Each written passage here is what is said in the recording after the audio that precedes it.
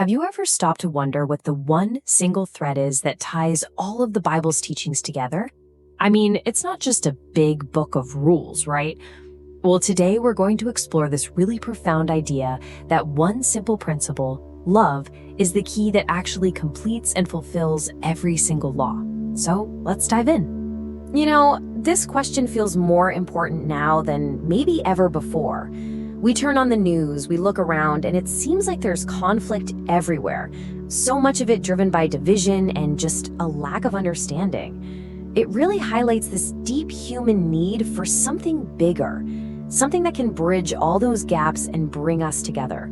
And that something is exactly what we're here to talk about. All right, here's our plan for today. We're gonna start by looking at this world that's searching for hope. Then we'll unpack the game-changing new commandment of love.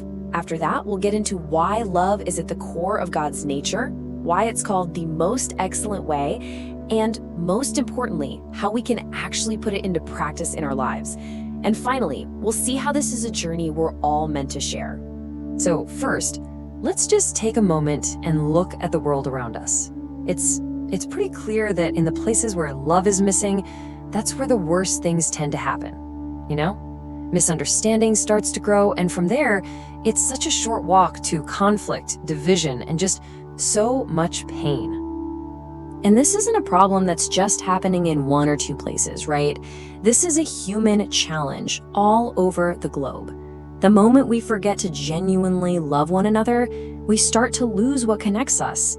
And that's exactly why the solution we're about to explore feels absolutely essential for every single one of us. Okay, so we see the problem. There's a deep need for something better. So let's turn to the solution, this incredible divine answer that was given to all of humanity. It's a new kind of instruction that was designed to change everything, not from the outside, but from the inside out. And here it is, just listen to that language.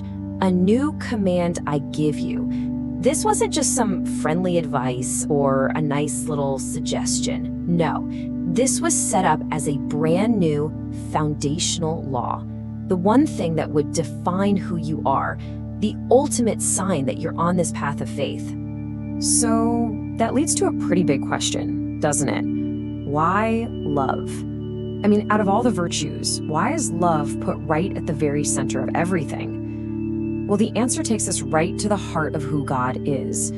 Because this command, it isn't random, it's a perfect reflection of God's own nature. And this is where it gets really deep.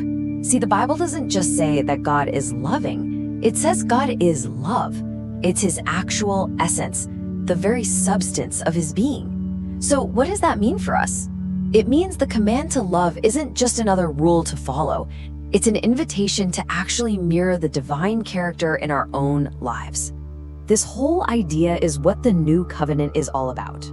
And you can think of it less like a list of do's and don'ts, and more like a brand new relationship, one that's based on changing from within. It's this whole process designed to show us what true love, the kind that involves sacrifice and devotion, really is, so that we can grow to be more like our Creator. This verse just makes that connection so clear and beautiful, doesn't it? To live your life in a state of love is to live in constant connection with God. It's this incredible spiritual reality that love is the very atmosphere where we meet and live with Him. Okay, this brings us to what the Bible calls the most excellent way. Now, Scripture talks about a lot of amazing spiritual gifts, things that are incredibly valuable, but it makes this one stunning claim that love is the single thing that gives all those other gifts their meaning and their purpose. I mean, listen to this list of incredible gifts: wisdom, healing, unbelievable faith, prophecy. I mean, wow. All of these are given to build up the community and to help others. They're all so important. But the Bible is very clear that there's a catch. And here it is. This is the crucial part. Without love, all of those amazing, spectacular gifts, they just become empty. The Bible literally compares them to a noisy gong or a clanging cymbal. Just loud, annoying, meaningless noise. It says, even if you make the ultimate sacrifice, but you do it without love, it adds up to nothing. This is the incredible conclusion to that whole chapter. Faith, hope, and love, all three are essential, but the greatest of them is love. Why? Well, because love is the very soil where faith and hope can even begin to grow, and it's the only one of the three that lasts forever. So, what does this actually look like day to day? It's one thing for us to talk about love as this big, amazing idea, but how do we actually live it out? Well, thankfully, the Bible gives us some very real, very practical examples. In one of the most famous parables, love gets broken down into this simple, powerful checklist. It's not about some deep philosophy. It's about real, concrete actions. It's about seeing the basic human needs of the people right in front of us and then doing something about it. And this is the most incredible part of the whole teaching. It says that when we do these simple acts of love for other people, especially for those that society might overlook, the ones considered the least, we are actually literally doing it for God Himself.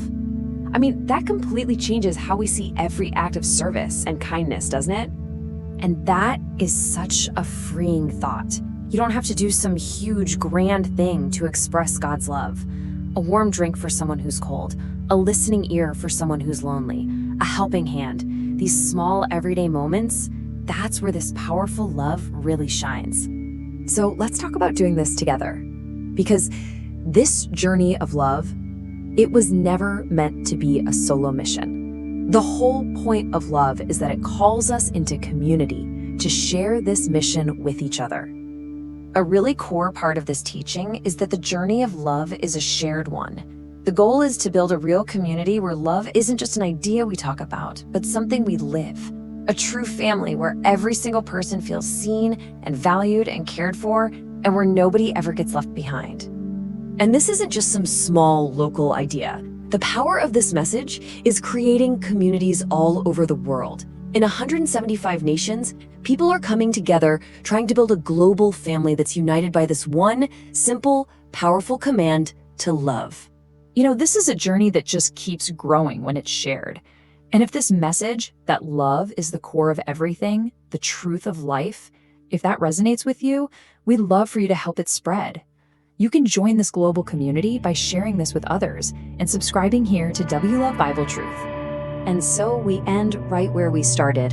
In a world that is so desperate for answers, the Bible offers one that is so simple, yet so incredibly profound: love. Not just as a fuzzy feeling, but as a choice, an action, and as the very nature of God Himself. So maybe the final thought for all of us is this: what would change right here in our own worlds if we truly started living as if love really is the greatest principle of all?